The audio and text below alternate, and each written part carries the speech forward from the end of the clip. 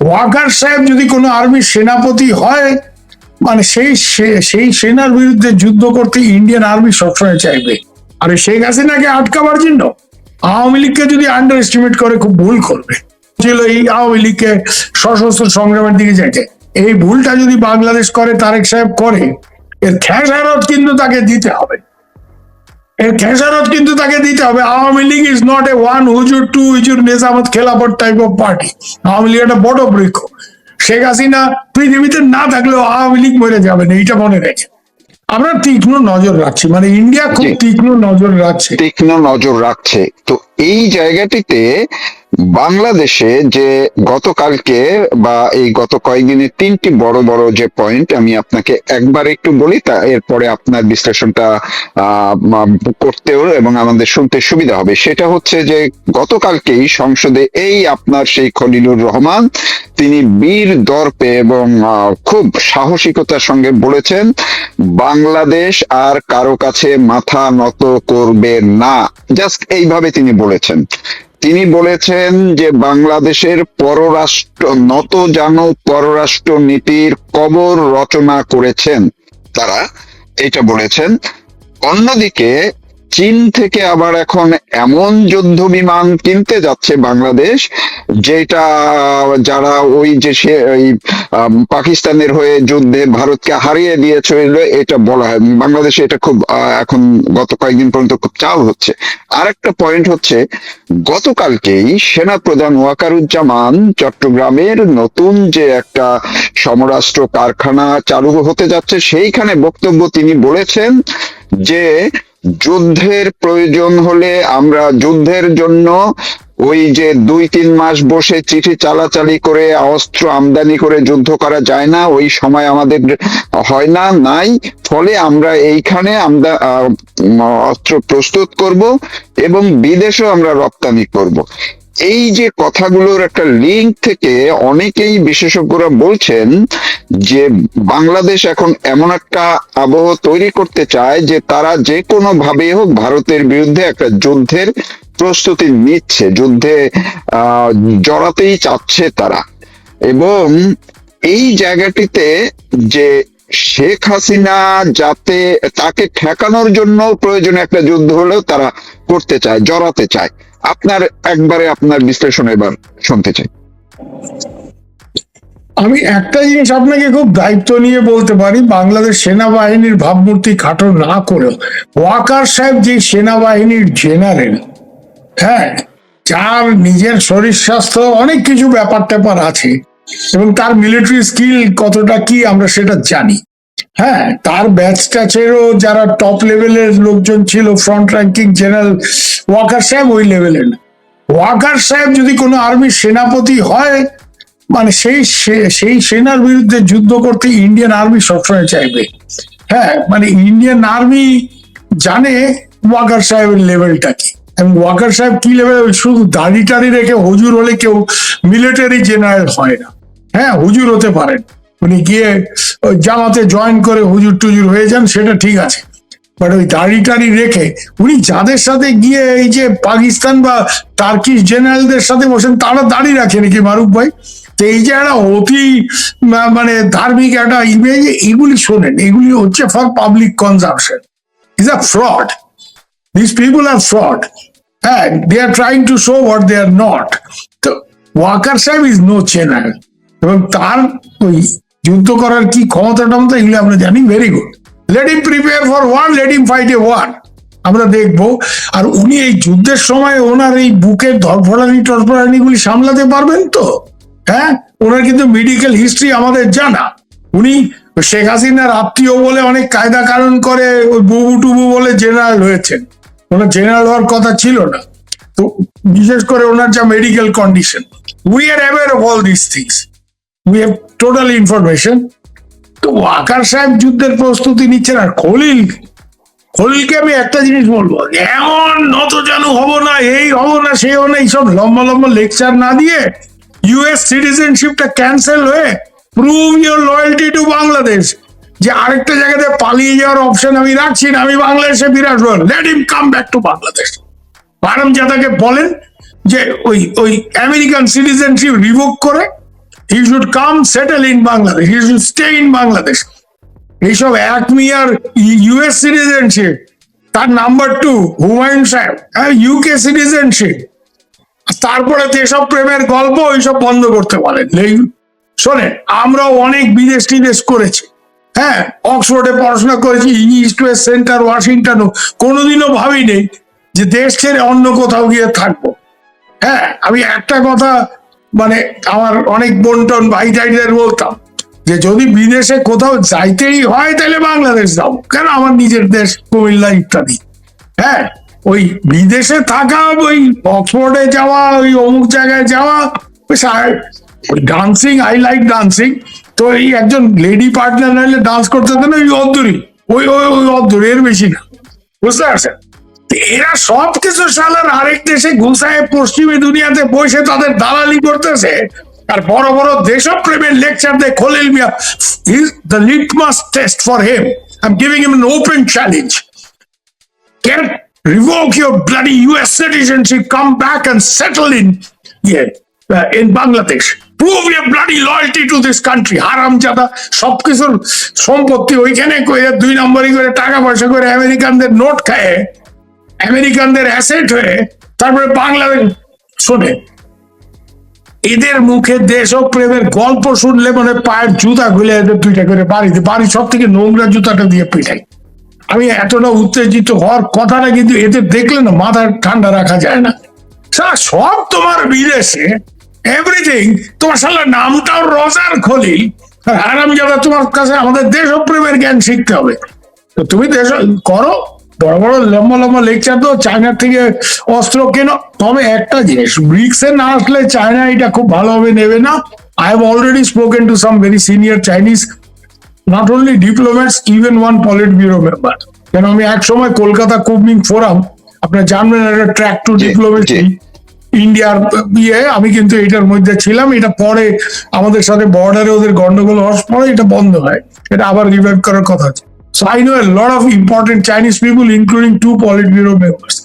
I spoke to them. ওরা আমাকে জিজ্ঞেস করছে এই মেকআপ অ্যাক্টার এগুলিতে আমেরিকানদের খেলা, why is Bangladesh so interested? আমি বললাম, you check with Bangladesh, why are they so interested?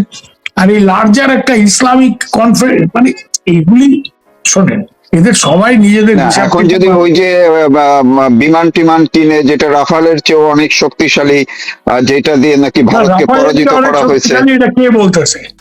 Who is claiming this?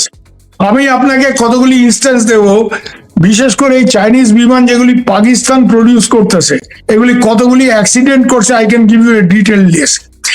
Bangladesh is happy with it, fine, let them be happy with it. তো যুদ্ধের প্রস্তুতি নাও, পায়ে পা দিয়ে যদি ঝগড়া করতে চাও, যুদ্ধটা করো না, you just try. You cannot save your city from BrahMos missile. এখন ইন্ডিয়া জেনারেলি একটা জিনিস জানে, ইন্ডিয়া ফট করে যুদ্ধ এইসব করতে চায় না, কেন ইন্ডিয়া জানে বাংলাদেশের সাধারণ মানুষ ইন্ডিয়ার দুশ্মন না।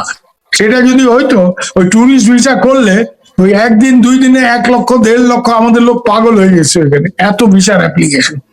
এইটা হয় না।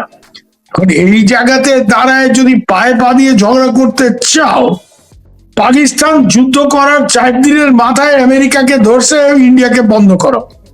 দে requested us and they got Trump to request Modi যে যুদ্ধটা বন্ধ করো in 4 days। এটা তো আপনি মানবেন যে পাকিস্তানের সামরিক শক্তি বাংলাদেশ থেকে অনেক বেশি। কেন জানেন? ওই যে পাকিস্তানের যে নিউক্লিয়ার স্টক পাইল কিরানা হিলসে, এর পাশে নূর খান বেস, যখন নূর খান বেসে গিয়ে মিসাইল হিট হয়েছে একদম জিরো, তার মানে একদম মানে জিরো এরার প্রবাবিলিটি বলে, তখন আমেরিকানরা ভয় পেয়ে গিয়েছে। তাহলে তো এরপর নিউক্লিয়ার স্টক পাইল যদি হিট হয়ে যায়। ব্রাহ্মস সুপার, এবং এখন এই ব্রাহ্মস মিসাইল সবাই কেনার জন্য একেবারে ইন্ডিয়ার কাছে লাইট। তো যাই হোক, India is also a defence exporter. হ্যাঁ, Bangladesh is a defence importer, that is the difference. যে টার্কিশ মিয়ারা এসে এখানে কিছু বানাবে, চাইনিজরা এসে কিছু বানাবে, আমার তার জন্য পয়সা। India is already producing stuff. তো এনিওয়ে, ইন্ডিয়ার সাথে বাংলাদেশ যুদ্ধ মানে if you want give it a try. মুশকিলটা কি জানেন তো, ইন্ডিয়ার সাথে গোলমাল করলেও ক্ষতি বাংলাদেশের সাধারণ মানুষ যদি ডিজেল না যায়, ইন্ডিয়া বিদ্যুৎ বন্ধ করে দেয়, হ্যাঁ, তাহলে ক্ষতিটা বাংলাদেশের সাধারণ মানুষের, খলিলেরও ক্ষতি না, আর অন্য যারা রাজপুরুষ তাদেরও ক্ষতি না। এখানে আরেকটা ব্যাপার আছে,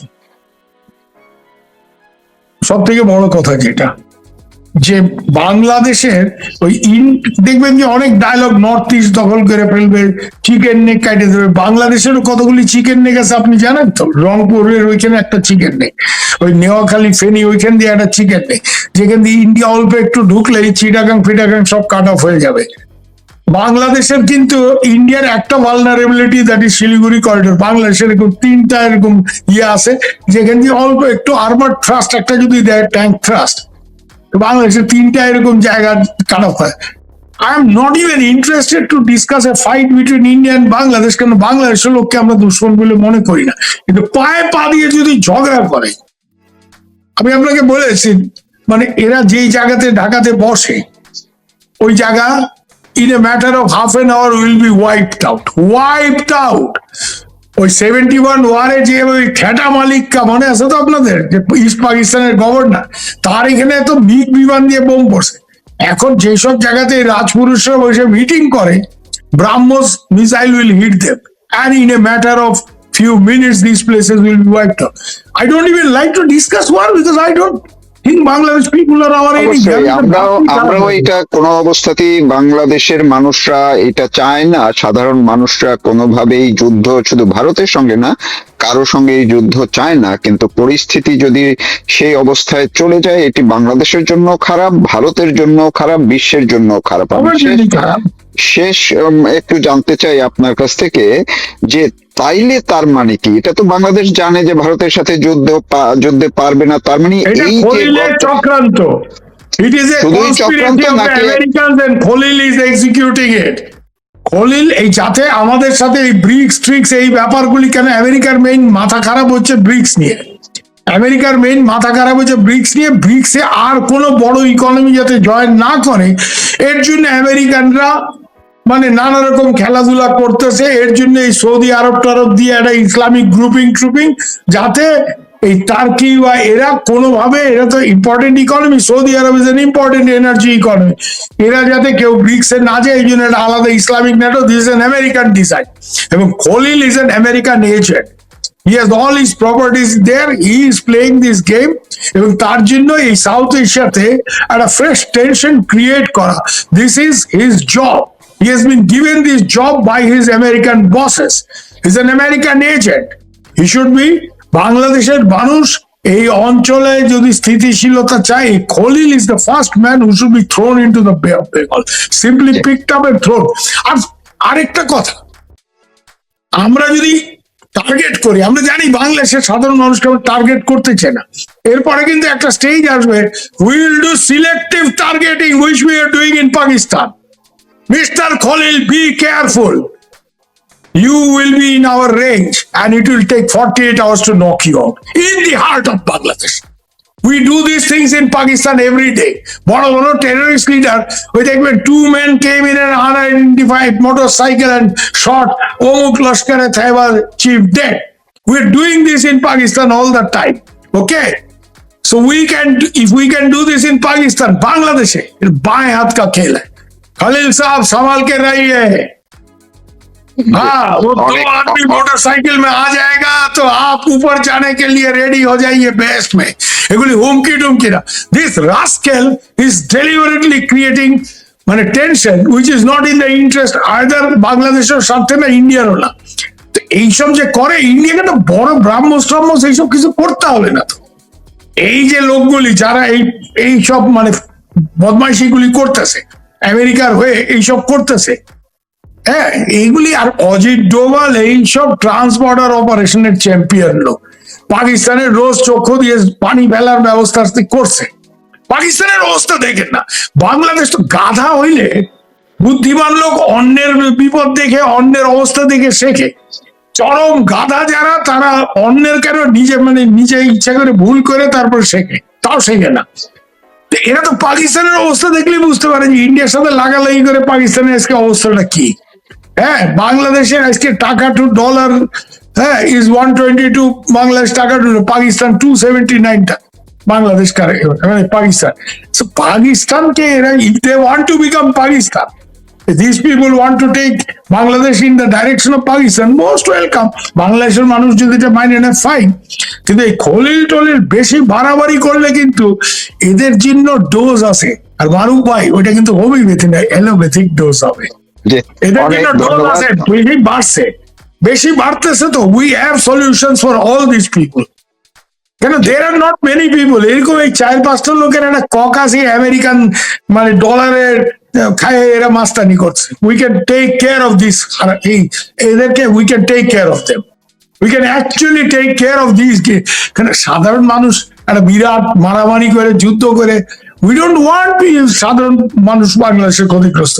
this chaps they are creating the tension. আমি একটা জিনিস আপনাকে প্রশ্ন করি, এই যে বাংলাদেশের গরিব মানুষ যারা টাকায় বসে আছে ইন্ডিয়া থেকে চিকিৎসা করাবো, আমার দেশে যে চিকিৎসা হয় না, আমি এরকম কত লোকের মেডিকেল ভিসা করেছি আমি নিজে জানি, এদের কি হবে বলেন তো? খলিল মিয়া তো আমেরিকাতে চিকিৎসা করাবে, হ্যাঁ, এবং ওই মেম সাহেব নার্স ভালো করে মানে ওনাকে খুশ টুস করে দেবে উনি যখন বিয়েতে ঢুকবেন। হোয়াট হ্যাপেন্স টু দিস সাচ্চুমিয়া মাচ্চুমিয়া টাইপের লোকজন, যারা লোক পায়ে বসে আছে যে ভিসাটা পাইলে ইন্ডিয়াতে গিয়ে একবার দেখাবো, ক্যালকাটায় গিয়ে দেখাবো, ভেলোরে গিয়ে চোখটা দেখাবো। What will happen to them? এগুলি বলে লাভ নাই। বাড়াবাড়ি যদি করে, আরে শেখ হাসিনাকে আটকাবার জন্য আওয়ামী লীগকে যদি আন্ডার এস্টিমেট করে, খুব ভুল করবে।